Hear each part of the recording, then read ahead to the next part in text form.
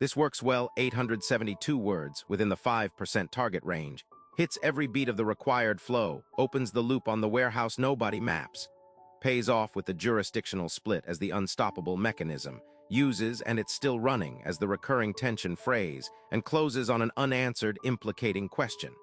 Here's the final script. The Tesla warehouse is still logging every video your car has ever recorded, and the National Highway Traffic Safety Administration can't stop it. 9 cameras ring your vehicle right now, watching the road, the cabin, your face around the clock. Regulators ordered Tesla to explain where that footage goes and who touches it. It's still flowing into a facility with no address on any public map, no sign on the building, no listing anyone outside the company can find. And it hasn't stopped since the day they first asked. Tesla calls it autopilot data collection, and officially it exists for one reason: to train the self-driving software. Every clip is supposed to be anonymized, stripped of identifying detail, used only to teach an algorithm to recognize a stop sign, a cyclist, a deer at dusk. That's the story in the owner's manual, buried in a privacy policy almost nobody reads before clicking accept. The cameras are marketed as a safety feature: Sentry mode watching your car in a parking lot, dashcam saving footage of a near miss, a feature you're told protects you. Consent, Tesla says, is built into the purchase. But consent to what, processed by whom, retained for how long, was never fully spelled out anywhere a buyer could actually find it. That gap is where this story begins. Here's what a 2023 investigation actually found. Thousands of clips weren't staying anonymous at all. Employees inside that unmapped facility were pulling flagged footage, crashes, close calls, embarrassing moments caught through a windshield or a cabin camera, and passing it around internally like found footage. Screenshots of a naked man walking to his garage. A kid on a bicycle seconds before impact replayed for laughs in a group chat. Home security grade detail shared as entertainment, not engineering. The clips carried location data. Some employees could see exactly which driveway, which street, which house the footage came from. None of the people in those clips knew they were being watched, let alone passed around by strangers on a Tuesday afternoon between meetings. And it's still running. Regulators noticed, eventually.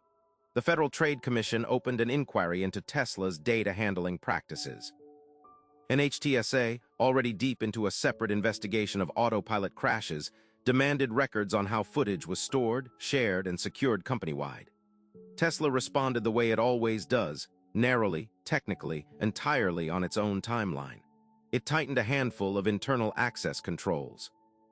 It didn't disclose how much footage had already circulated, how long employees had been sharing it, or how many people had access before a single reporter asked a question. The agencies got answers that closed one visible door and left every other one exactly where it was. The reason nobody can fully stop it is baked into the hardware and the law at the same time. And here's the part almost nobody reported. The regulators knew about the sharing culture months before the public investigation broke, and neither agency treated it as an emergency. The cameras aren't an add-on. They're structurally required for autopilot and full self-driving to function, so disabling them disables the feature you paid thousands of dollars for. That's the technical lock. The legal lock is just as tight. Tesla classifies this footage as vehicle telemetry, not consumer surveillance data, which drops it onto a completely different regulatory shelf. NHTSA governs vehicle safety, not personal privacy.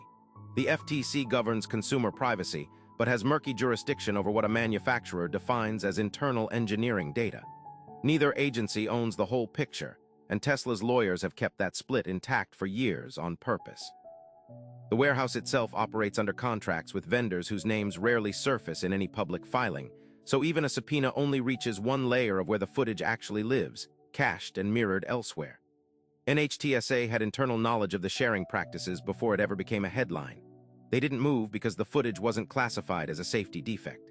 It was filed as a workplace policy problem, someone else's department, someone else's inbox, still unresolved. So the cameras keep recording right now while you read this. Your face time-stamped.